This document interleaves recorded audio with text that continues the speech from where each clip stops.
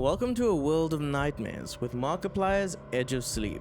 There are many amazing people involved in this, but to the average person, good old Mark stands out. The whole show was extremely enjoyable, but the general consensus is episode 1 just stands out and is pretty impactful. So join me, ex-English teacher Adam, as we break it down in ways the creators didn't even intend. We'll be going through this with the assumption that you have seen the entirety of season 1, and to fit in with the theme more, I haven't slept in 72 hours. The very first thing we see is the triangle symbol that will come to mean everything to Dave Torres. A figure in geometry we'll see echoed throughout the series that serves as a connection between Dave's nightmares and the real world.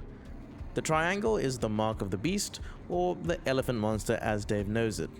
The symbol makes its appearance on the original podcast, in the series poster, and even in the logo itself. The equilateral triangle has come to mean many things, like the Holy Trinity in Christianity, the Illuminati, and even Bull Cipher. I've got some children I need to make into corpses!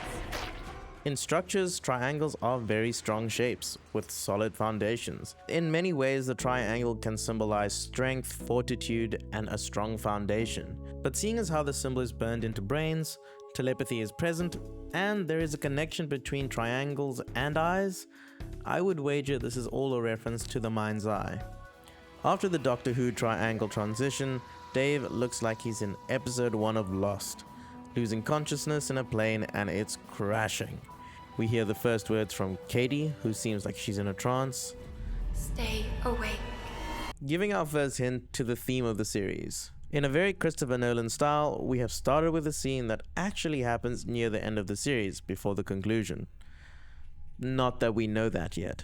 We have I Go to Sleep by Peggy Lee as the main theme, with important features of the series in toy form, like Mattio's car, the hospital, Modaphilist, and my dream paralysis demon.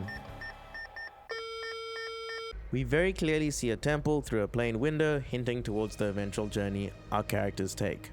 In the first linear scene, we have Dave talking about how his dreams are getting worse. A whale persuades him to give him all of his sleeping pills. Cue more visions into the future, showing Katie in the hospital, the ambulance they would later travel in, Dave's dream where he tries to retrieve more information, and even hinting that the dead would come back to life. The sequence of visions are all various parts of the show, which at the time would mean nothing to you, but if you take this baby for a rewatch, you'll know exactly what you are seeing. Dave wakes up with his sleeping pills actually scattered, saving him from dying in his sleep. The whale protected him, and the dream people warned him about the elephant. Although at this point, I think it would have been a good idea to warn him to go straight to Aristera, but I guess it was a bad connection, or they were dealing with the end of the world. Looking at whales, they can symbolize strength, wisdom, guardians of peace, but conversely, they can also symbolize obsession, made popular by Moby Dick. Stick it, man! Stick it! This is where I self-admittedly stretch, but whale noises are sometimes considered white noise that helps you fall asleep to. Something less of a stretch, however, is that elephants and whales have a lot in common. They're both mammals that move around in pods or herds and are massive. Due to this, they do share a lot of symbolism and metaphors. They're also very well known for being fairly intelligent amongst animals. Due to them being similar ideas or metaphors in antithesis or in contradiction, I feel like this is a reflection of yin and yang, complementary strong forces that balance out, but in Edge of Sleep, the elephant is overwhelming the whale and the natural order. Late Night Larry foreshadows staying awake is staying alive, and even alludes to messages or information being communicated telepathically.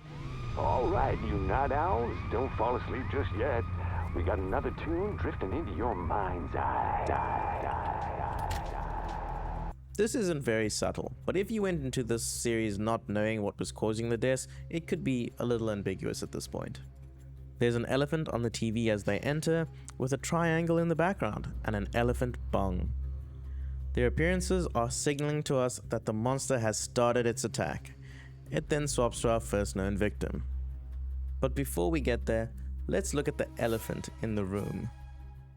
Famously tied to Hindu and Buddhist religions, elephants can be a wide range of symbols. The most relevant ones here are the same as the whale, as well as power, and a being that almost demands worship. Elephants have physically large brains and are considered highly intelligent. Brains tie in directly with how people are falling asleep, and also the mark on the frontal lobe of the deceased. While doing research, it also came up that elephants can be metaphors for clouds because of their size and shape, which, if I'm being honest, I don't quite buy. But it would be a cool connection to dreams, as there's a close association with clouds and drifting to sleep. Back to the party, they realize that the first victim is dead, only having smoked. 911 isn't responding to their call, and now Randy and Alicia are also not breathing. With that, Matteo, our prime person for being the first to die, survives. The hospital looks abandoned from the outside, with multiple people stuck in body bags in the interior. The body bags and ambulance should look familiar from Dave's vision. Severely understaffed, with several dead patients, the hospital is in chaos. This is a nightmare. I know. She don't know. The clock in the hospital hesitates. This could either mean that Dave has nodded off for just a second to see his next vision, which is Modaphilus turning into the whale, telling him to wake them up. Or the whale has broken into the conscious realm to warn Dave. It is then sucked into the triangle sequence, which is the elephant interfering. There's Modaphilus sawing a tree stump, which is hidden propaganda not to vote for Trump. The tree stump. We've seen the image of a light that flickers, then goes out, which is a general metaphor for a death. A light being snuffed, if you will. Maybe this is too on the nose, but it would have been cool if there was a light for each survivor at this point. Sounds cool in my head, but visually it might have been a bit crowded. Good old Mr. Mattress Advert, once again alluding to sleep. At this point, you should have a strong sneaking suspicion at what is causing people to pass away. This is reinforced with a completely silent neighborhood, except for the barking of dogs and birds flying, indicating that it is only affecting humans. The themes overall in the show revolve around relationships and more specifically trust, communication, selfishness, and not keeping to a good sleeping schedule. Dave doesn't like relying on people and hates asking others for help, especially for his own issues. The dynamics between Linda, Matteo, and Dave keep revolving, with shifting trust, but that only becomes a bit more apparent in the later episodes. The biggest theme present in episode 1 is selfishness. The partygoers leave without helping, out of fear for themselves, very likely leading to their demise. Because Dave and Matteo help, they go to the hospital and learn about what's happening. Linda's drive to keep working and helping people saves her from falling asleep. It's also Dave's pure willpower to warn Katie that saves her, although that's episode 2.